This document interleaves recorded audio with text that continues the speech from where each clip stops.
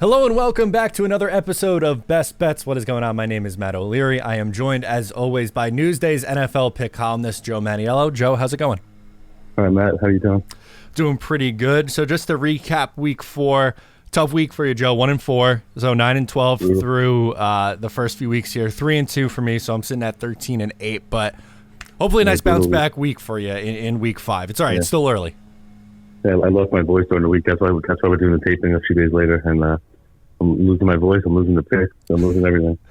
It's all right. We're turning it around this week. We will start with the New York Giants, who head down to Miami to take on the Dolphins. This line went up to Dolphins minus 12.5. Joe, does that even matter? Who are you taking in this one? Speaking of losing, no, it does not matter. I mean, it's funny if they lose by 12 because it was like 10 points the other day when we usually do our interview on Thursday, so that would be kind of funny. But I just don't see this game being close. It's amazing. I was way off on the Giants. I thought they were going to win the NFC East and win 12 games. I don't know what I was thinking, but they just look like a complete different team from last year. And the most surprising thing is the coaching. I mean, Brian Dable, he just looks, obviously it's more about the players, but the team just looks completely lost. The offensive line is a joke. Daniel Jones has regressed. Barkley's not playing, obviously. Andrew Thomas isn't playing. The defense can't tackle anyone, and they're going up against probably the best, the most explosive offense in the NFL, fastest offense at least. And I just don't see how they can keep up with the Dolphins. I can see this game being 7-0, like right away, red zone. Scott Hansen, 60 seconds, and let's go to the Dolphins in the red zone. I can see this game being 7-0 early, 14-0, and then Giants are playing catch-up mode all day. I got a 42-17, so I don't think. Name the number. I think they're going to blow them out.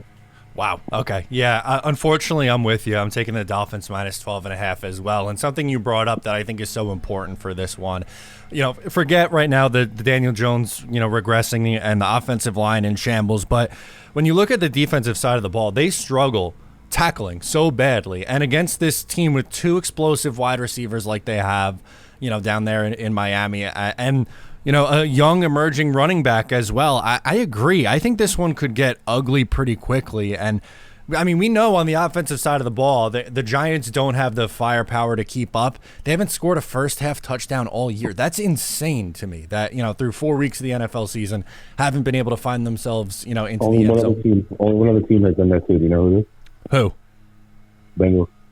Wow. Okay.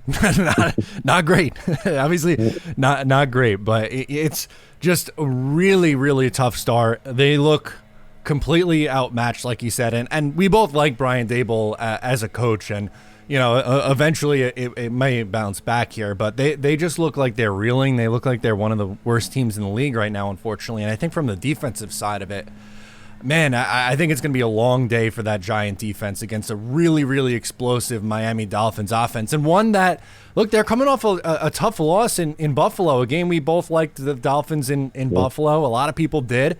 And I think that's going to be an extremely motivated Miami team. I'll go 35-10 Dolphins win. It's going to be a tough one, I think, for the Giants down there.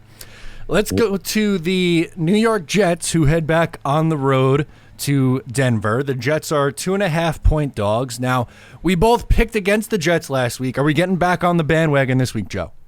It's the same thing over and over again with the Jets. We pick them, they play poorly. We don't pick them, they play well. I like the Jets a lot this week. They're one of my top 3 picks. I think it's a great spot for them.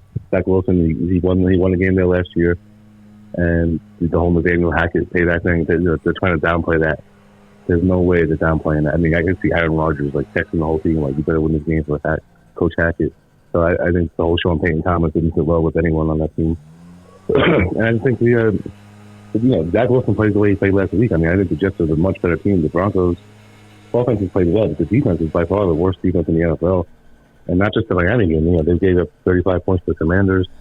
They made Justin Fields look like an all-star last week, and I like the Jets. I think this is a great matchup for Wilson. People don't realize, listen, I don't think he's the answer at quarterback, and if there's another stinker, it's going to be annoying because you're going to hear Salah say, we're sticking with him. But they played some great defenses the first 2 weeks. Buffalo, New England, Kansas City, Dallas. Those are great top 5-10 defenses, and now you got the worst defense. So I think he's going to have more time to throw. I can see Garrett Wilson have a nice game. Breece Hall, motivation for the way he got hurt last year. I think a lot of things favor the Jets here, and the whole idea of Denver's a tough place to play. They won there last year. I think the Jets are going to win. I got this game probably too optimistic here, but I like the Jets a lot. I got the Jets winning 30-17. I love it. Joe, I'm right with you. I'm ready to get hurt again by this team. I'm buying back in. Zach Wilson has the best game as a New York Jet last week against Kansas City. And like you said, I don't think that means he's, all the way back in return. But going up against a really, really brutal Denver Broncos defense. I mean, looking at the first 4 games of the year, outside of giving up 70 to Miami, Sam Howell went through for almost 300 yards, and they put up a ton of points. Justin Fields put up 28 against them, 4 passing touchdowns. That's not Fields' game. Normally, when he's had success, it's been with his legs. So they made Justin Fields look like a good passer. And even though they didn't score a ton of points, but Jimmy G had some success against them in week 1 passing. I know they only scored 17 points in that win, but they've given up, some pretty nice, passing numbers to, these quarterbacks who have struggled in other spots this year. I think the Jets offense is in a really good opportunity to build off of a really impressive showing from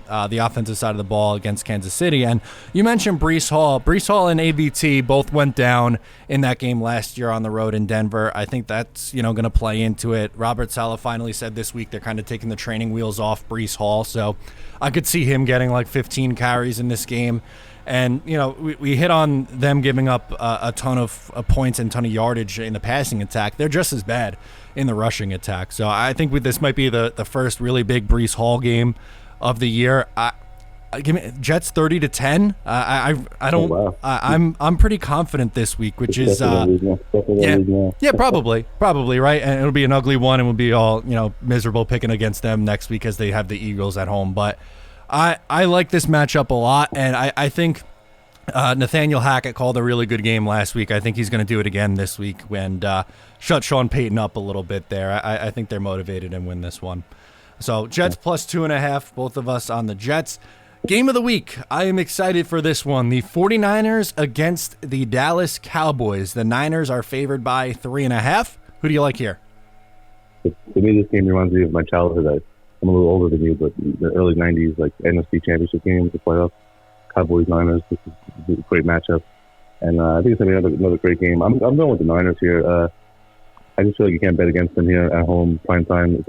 I wish it was 2.5 because I think it could be a 3-point game. Dallas has the roster.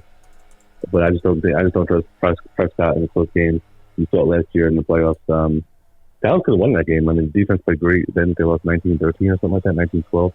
And they had their chances. And I just feel like the Niners have too many weapons. They're too physical, too fast.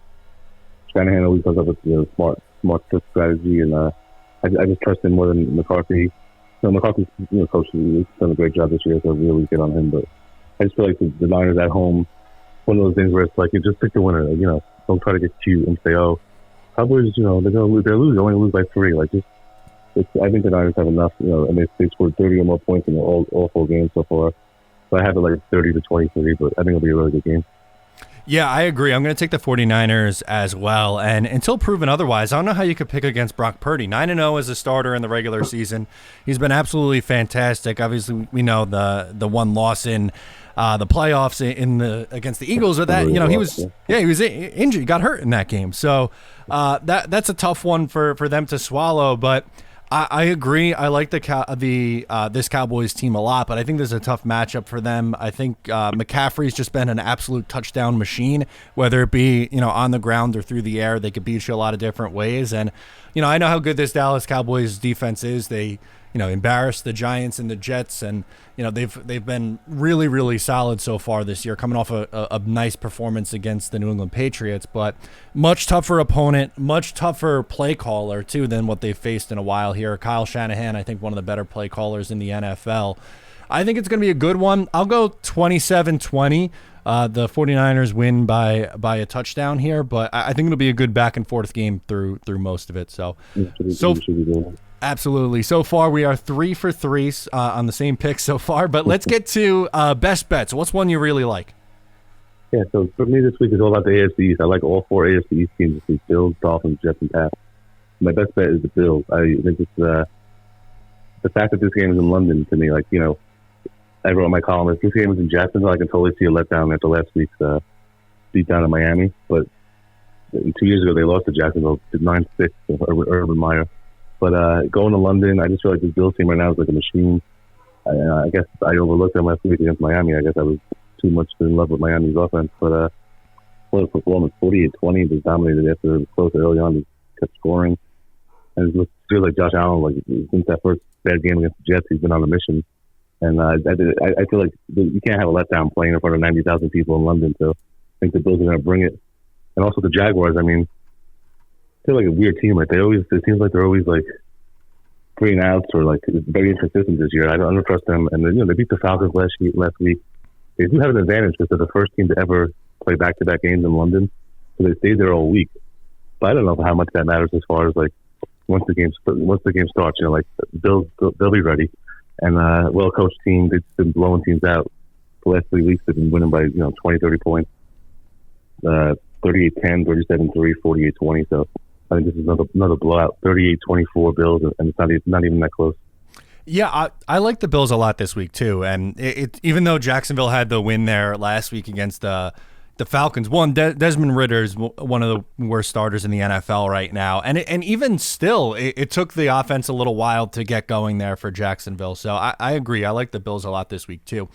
I'm going to go with an underdog actually as my best bet, a slight underdog, but the Packers plus 1.5 in Las Vegas against the Raiders. I get it. A road team going in to play the Raiders. Raiders are at home, but this Raiders team, they haven't scored 20 points one time yet this season. In their one win, they won 17-16. And they have an absolutely atrocious turnover differential. They have 10 turnovers to just one takeaway. I think this is going to be a close, low-scoring game. I really think the Packers win this one outright. I think, I know they're getting Jimmy G back, and the rookie O'Connell struggled last week a little bit with turnovers against the Chargers, but after a little bit of a quick start from Green Bay and Jordan Love, he looked a little bit rough last week against a really, really good Lions team. And I think, people are maybe overreacting to that performance a little bit, just going up against a really tough Lions team. But I don't think this Raiders team is any good at all. I don't think it matters to me if it's Jimmy G or O'Connell.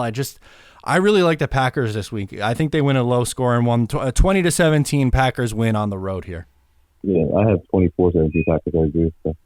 Love it. How about an underdog? What's one you like? Yeah, not a ton of underdogs this week, but like a lot of short spreads. There's one. At first, I was thinking the favorite, but the more I thought about it and just reading other stuff and looking at the stats, and I'm gonna go with the Rams here at home. I think the spread is too high. They're getting 4.5 at home against the Eagles. I think the spread should be more like 2.5. The Eagles, they're 4-0. Obviously, they're still they got Jalen Hurts, they got the great offensive line, defensive line, but they haven't looked as dominant as last year. They look a little off, and they probably should have lost the Commanders last week the way not probably, but I think Ron Rivera should have went for 2 there because, you're at Philly, just go for the win right there. You score with no time left. And they win in overtime, so they struggled at home. That was my best bet last week, the Eagles. And it's like once that game was, once the Washington scored first, I was like, oh, forget it. But they haven't looked that dominant, so I just don't think they're going to go in there and just dominate the Rams, who really, I thought the Rams are one of my under picks this year. I thought they've been going like 6-11, but they've been much better than advertised. Stafford's playing great. He got banged up a little bit last week, but I think he'll be fine. Cooper Kupp is coming back, which is huge. And then Puka Nacua has been the breakout star of the year. 39 catches and 501 yards through his first 4 games. No one's ever done that before. I think having cutback is going to make him even more explosive. So I think it's going to be a back-and-forth game, high scoring. I'll just go for it. Rams, 30-27 upset win. Nice. All right. I like that. And the Rams have played really well this year. You're right. They have been a surprise team. For my underdog pick, I'm going to go with the Steelers plus 4.5 against Baltimore. And I know Baltimore's looked really good, and the Steelers just put up a stinker performance this past week against the Texans. But something we talk a lot about on this show is Mike Tomlin as a head coach. We both are huge Mike Tomlin fans. And some numbers for you. Mike Tomlin, since taking over as a head coach for the Pittsburgh Steelers, as a home dog, 16-5-3 against the spread. That's a 76.2% hit rate. And Baltimore in their last 11 as a road favorite, just 5-6. So a little under, 500 there as, in terms of covering as a road favorite. And I believe that's the last 2 years. But to me, this is going to be a tight game. The AFC North teams always just beat up on each other. Division games are usually pretty tight ones. I don't know if the Steelers have enough to outright win this game. I think that would be a really big surprise, but I think this is going to be, a 2-3 point game, something like 23-20. I think, both these teams keep it on the lower scoring side and keep it close, but we always talk about Pittsburgh being one of the best coach teams in the league, and those numbers really jumped out to me for Mike Tomlin as a home underdog. So I'm going to go with the Steelers as my underdog bet. Yeah, I like the Steelers too. To me, it's more than just a Tomlin thing because they always play close. Last year it was 16-13, 16-14 results, and before that, the 4 games before that were decided by 3-1, 5-2. So they all they do is play close games. If you're just basing it off last week, the Steelers should get crushed. They lost by 24 to the Texans, and the Ravens blew out the Browns. But you know how the NFL is. 1 week doesn't mean anything. So I agree. I think it's going to be, I got like 19-17, 19-16 kind of game. I think it's going to be a, Justin Tucker like field goal to win it, one of those kind of games. I don't think it's going to be a blowout. All they do is play these rivals. They love playing close games. So I agree with that too. Absolutely. So we'll run through these real quick. Both Joe and I on the Dolphins minus 12.5 against the Giants. Both taking the Jets on the road plus 2.5 in Denver. 49ers, Cowboys for our game of the week, both on the 49ers minus 3.5. My best bet, I'm taking the Packers plus 1.5 in Las Vegas. Joe is going with the Bills minus 5.5 against the Jacksonville Jaguars in London. Underdog picks, you just heard them. Rams plus 4.5 for Joe against Philly. And I'm going to go with the Steelers plus 4.5 against the Baltimore Ravens. Joe, appreciate you joining me. As always, good luck this week. All right, Matt. Thank you.